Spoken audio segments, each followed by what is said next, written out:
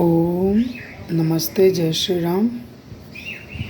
आज पुनः प्रस्तुत हूँ आपके सामने श्रीमद् भगवद गीता का 16वां अध्याय लेकर। इस अध्याय में हम दैवीय और आसुरी संपदा के विषय में चर्चा सुनेंगे। चलिए, ओम श्री परमात्मने नमः। अथ षोडशोऽध्यायः। ओम श्री भगवानुवाच अभयं सत्त्वसंशुद्धिर्ज्ञानयोगव्यवस्थितिः दानं दमश्च यज्ञश्च स्वाध्यायस्तप आर्जवम्। श्री भगवान कहते हैं, भय का सर्वथा अभाव, अंतःकरण की पूर्ण निर्मलता, तत्व ज्ञान के लिए ध्यान योग में निरंतर दृढ़ स्थिति और सात्विक दान, इंद्रियों का दमन, भगवान, देवता और गुरुजनों की पूजा तथा अग्निहोत्र आदि उत्तम कर्मों का आचरण एवं वेद शास्त्रों का पठन पाठन, भगवान के नाम और गुणों का कीर्तन, स्वधर्म पालन के लिए कष्ट सहन तथा शरीर इंद्रियों के सहित अंतःकरण की सरलता। और क्या कहते हैं दैवी संपदा के बारे में? अहिंसा, सत्यम, अक्रोध, त्याग, शांति, अपैशुनम, दया, भूतेषु अलोलुप्तम, मार्दवम, रीरचापलम।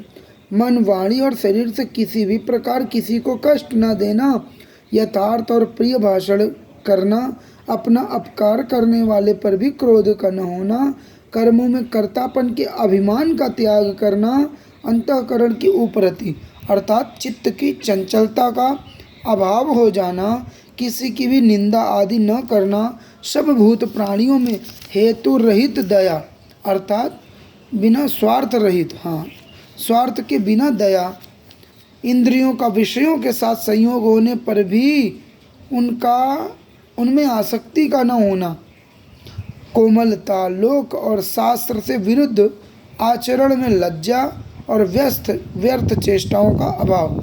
ये सब क्या हैं? यह आसुरी संपदा हैं, आसुरी संपदा के लक्षण हैं। जिस व्यक्ति में आसुरी संपदा होती है वो व्यक्ति ऐसे ऐसे स्वभाव वाले होते हैं। और क्या होता है? तेज, क्षमा, धृति, शौचम, अद्रोह, नातिमानिता भवन्ति संपदम दैवीम अभिजातस्य भारत। तेज, क्षमा, धैर्य, बाहर की शुद्धि एवं किसी में भी शत्रु भाव का न होना, अपने में पूज्यता के अभिमान का अभाव होना, ये सब तो है अर्जुन दैवी संपदा को लेकर उत्पन्न हुए पुरुष के लक्षण हैं। दंभो दर्पोभिमानश्च क्रोध पारुष्यमेव च अज्ञानम चाभिजातस्य पार्थ संपदम आसुरीम। आसुरी संपदा के लक्षण क्या हैं? कैसे पता चलेगा कि किसी व्यक्ति में आसुरी संपत्ति है, आसुरी संपदा है? हे पार्थ, दंभ, घमंड और अभिमान तथा क्रोध, कठोरता और अज्ञान भी, ये सब आसुरी संपदा को लेकर उत्पन्न हुए पुरुष के लक्षण हैं। दैवी संपद विमोक्षाय निबंधाय आसुरी मता मां शुच संपदम दैवीम अभिजातोऽसि पांडव। दैवी संपदा मुक्ति के लिए, आसुरी संपदा बांधने के लिए मानी गई है। इसलिए अर्जुन तू शोक मत कर, क्योंकि तू दैवी संपदा को लेकर उत्पन्न हुआ है। द्वौ भूत सर्गौ लोकेस्मिन् दैव आसुरेव च दैवो विस्तरस प्रोक्त आसुरम पार्थ में शृणु। अब भगवान कहते हैं दैवी संपदा के बारे में बहुत सुन लिया है, अभी आसुरी संपदा वालों को भी सुनो ताकि उनसे बच सको। प्रवृत्तिम च निवृत्तिम च जनान विदुरासुराः न शौचम नापि चाचारो न सत्यम तेषु विद्यते। आसुर स्वभाव वाले मनुष्य प्रवृत्ति निवृत्ति दोनों को नहीं जानते, इसलिए न तो बाहर भीतर की शुद्धि रहती है, न श्रेष्ठ आचरण होता है और न सत्य भाषण ही होता है। असत्यम अप्रतिष्ठम ते जगदाहुरनीश्वरम अपरस्पर संभूतम किमन्यत् काम हेतुकम। वे आसुरी प्रकृति वाले मनुष्य कहा करते हैं कि जगत आश्रय रहित सर्वथा असत्य और बिना ईश्वर के अपने आप केवल स्त्री पुरुष के संयोग से बना हुआ है। अतः केवल काम ही इसका कारण है, इसके सिवा और क्या है। एताम दृष्टिम वष्टभ्यो नष्टात्मानोल्पबुद्धयः प्रभवन्त्युग्र कर्माणः क्षयाय जगतो हिताः काममाश्रित्य दुष्पूरं दम्भमानमादान्विताः मोहात् गृहीत्वा सद्ग्राह्यान् प्रवर्तन्ते अशुचिव्रताः चिन्ताम् अपरिमेयां च प्रलयान्ताम् उपाश्रिताः कामोपभोगपरमा एतावदिति निश्चिताः। तथा वे मृत्यु पर्यंत रहने वाली असंख्य चिंताओं का आश्रय लेने वाले, विषय भोगों के भोगने में तत्पर रहने वाले और इतना ही सुख है ऐसा मानने वाले होते हैं। कौन? आसुरी संपदा वाले लोग। आशापाश सतैर्बद्धाः काम क्रोध परायणाः ईहन्ते काम भोगार्थम अन्यायनार्थ संचयान इदमद्य मया लब्धम इमं प्राप्स्ये मनोरथम इदम अस्तिदमपि मे भविष्यति पुनर्धनम। वे सोचा करते हैं मैंने आज यह प्राप्त कर लिया है, अब इस मनोरथ को प्राप्त कर लूँगा, इतना धन आ गया है और फिर इतना हो जाएगा। आसक्ति और मोह लोभ सब कुछ इनके भीतर प्रमुखता से भरा पड़ा रहता है। असौ मया हतः शत्रुर्हनिष्ये चापरानपि ईश्वरोऽहं हम भोगी सिद्धोऽहं बलवान सुखी आढ्यो विजनवानस्मि कोऽन्योऽस्ति सदृशो मया यक्षे दास्यामि मोदिष्य इत्यजान विमोहिताः अनेक चित्त विभ्रांता मोहजाल समावृताः प्रसक्ताः काम भोगेषु पतन्ति नरके असुचौ।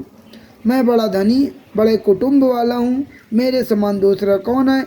मैं यज्ञ करूँगा, मैं दान दूंगा, मैं आमोद प्रमोद करूँगा।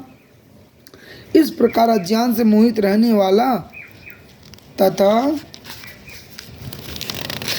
अनेक प्रकार से भ्रमित चित्त वाले मोह रूपी जाल से समावृत और विषय भोगों में अत्यंत आसक्त आसुर लोग महान अपवित्र नरक में गिरते हैं। जो रोज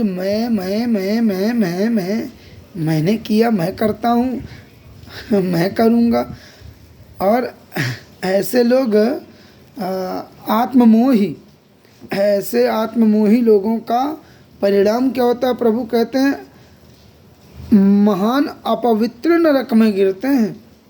जो स्वार्थ से भरे पड़े रहते हैं, सब कुछ मेरे लिए, सब कुछ मैंने किया है। आत्मसंभाविता स्तब्धा धनमान मदान्विता यजन्ते नाम यज्ञस्ते दम्भे नाविधि पूर्वकम। वे अपने आप को ही श्रेष्ठ मानने वाले घमंडी पुरुष धन और मान के मद से युक्त होकर केवल नाम मात्र के यज्ञों द्वारा पाखंड से शास्त्र विधि रहित यजन करते हैं।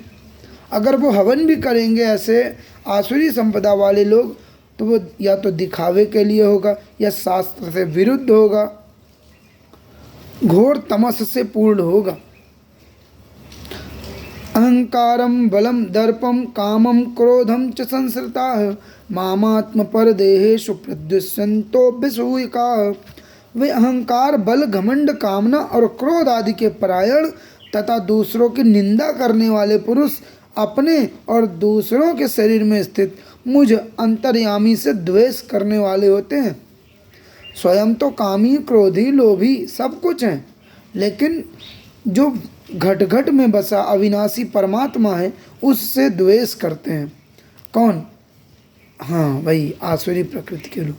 तान हम दुष्टः क्रूरान संसारेषु नराधमान क्षिपाम्य जस्त्रम अशुभान आसुरीष्वेव योनिषु। उन द्वेष करने वाले पापाचारी क्रूर कर्मी नराधमों को मैं संसार में बार बार आसुरी योनियों में ही डालता हूँ। जो सुधरना ही नहीं चाहता है उसको कौन सुधारेगा भला? प्रयास करने वाले को अवसर दिए जाते हैं, जो सुधरने का प्रयास तो करे। जो अपनी गलतियों में मस्त है उसको लगता ही नहीं कि मैं गलतियाँ करता हूँ, उसके पीछे अपना समय कौन लगाएगा? प्रभु भी नहीं लगाते। हाँ, तो प्रभु कहते हैं ऐसे कामी क्रोधी लोभियों को मैं बार बार असुर योनियों में ही डालता हूँ। हाँ, चलिए आगे देखते हैं, फिर उसकी चर्चा करते हैं। आसुरीम योनिमापन्ना मूढ़ा जन्मनि जन्मनि माम प्राप्यैव कौन्तेय यतो यान्ति धमाम गतिम। और हे अर्जुन, वे मूढ़ मुझको न प्राप्त हो करके जन्म जन्म में आसुरी योनियों को प्राप्त होते हैं, फिर उससे भी अति नीच गति को प्राप्त होते हैं, अर्थात घोर नरकों में पड़ते हैं। त्रिविधम नरकस्येदम द्वारम नाशनमात्मनः काम क्रोधस्तथा लोभस तस्मादेतत्रयम् त्यजेत। काम, क्रोध तथा लोभ, ये 3 प्रकार के नरक के द्वार हैं, बच के रहना भैया इनसे। काम, क्रोध और लोभ। अब एक मन कहता है कि क्या काम मर जाना चाहिए, क्रोध मर जाना चाहिए, लोभ मर जाना चाहिए ना। प्रभु अपने को 10वें अध्याय में याद है आपको, प्रभु अपने आप को 10वें अध्याय में संयम पूर्वक काम भी कहते हैं। यदि आप संयम पूर्वक काम करते हैं तो आप ईश्वर की राह पर हैं, आप दैवी संपदा वाले। लेकिन यदि अनियंत्रित रूप से, अनियंत्रित तरीके से आप काम का, अनियंत्रित तरीके से लोभ का, मोह का सेवन करते हैं तो आप आसुरी संपदा वाले हो। ये 3 प्रकार के द्वार हैं, काम, क्रोध और लोभ। किसके द्वार हैं? नरक के द्वार हैं, आत्मा का नाश करने वाले हैं, अर्थात अधोगति में ले जाने वाले हैं। अतएव इन तीनों को त्याग देना चाहिए। हाँ, एतैर्विमुक्तः कौन्तेय तमो द्वारैस्त्रिभिर्नरः आचरत्यात्मनः श्रेयस्ततो याति पराम गतिम। हे अर्जुन, इन तीनों नरक के द्वारों से मुक्त पुरुष अपने कल्याण का आचरण करता है, इससे वह परम गति को जाता है, अर्थात मुझको प्राप्त हो पाता है। अब यहाँ पर एक बात सोचने योग्य है कि प्रभु कहते हैं काम, क्रोध और लोभ ये तीनों नरक के द्वार हैं, इनको छोड़ देना चाहिए, त्याग देना चाहिए, तभी व्यक्ति परमात्मा की शरण में पहुँचता है। अब देखो, ऊपर ऊपर से तो यही लगता है कि प्रभु उसका नाश करने के लिए कहते हैं, अपने से हटाने के लिए कहते हैं। किंतु यदि श्रीमद् भगवद गीता को आप 1 बार, 2 बार, 10 बार, 20 बार, 50 बार, जितनी बार आप उसका अध्ययन करते जाते हैं, हर बार उसके मर्म बदलते जाते हैं। तो यदि हम उसके मर्मों पर चर्चा करें और स्वयं के अनुभव के आधार पर बताएं, तो मैंने जो सीखा है श्रीमद् भगवद गीता से, तो वो प्रभु काम, क्रोध और लोभ को त्यागने के लिए नहीं कहते हैं, असंयमित काम, असंयमित लोभ और असंयमित क्रोध को त्यागने के लिए कहते हैं। जैसे मैंने बताया 10वें अध्याय में वो स्वयं अपने आप को संयम युक्त काम का रूप बताते हैं, अंश बताते हैं, फिर त्यागने के। हाँ, ये है कि प्रभु के IQ लेवल, हमारे IQ लेवल में कोई तुलना नहीं है। जितना वो चाहेंगे हम उतना ही अपनी वाणी से बोल सकते हैं, समझ सकते हैं। इसलिए उनके समर्पित हो करके जो भी भाव मन में आता है वैसा व्यक्ति समझ पाता है। एतैर्विमुक्तः कौन्तेय तमो द्वारैस्त्रिभिर्नरः आचरत्यात्मनः श्रेयस्ततो याति पराम गतिम। हे अर्जुन, इन तीनों नरक के द्वारों से मुक्त पुरुष अपने कल्याण का आचरण करता है और वह परम गति को जाता है, अर्थात मुझको प्राप्त होता है।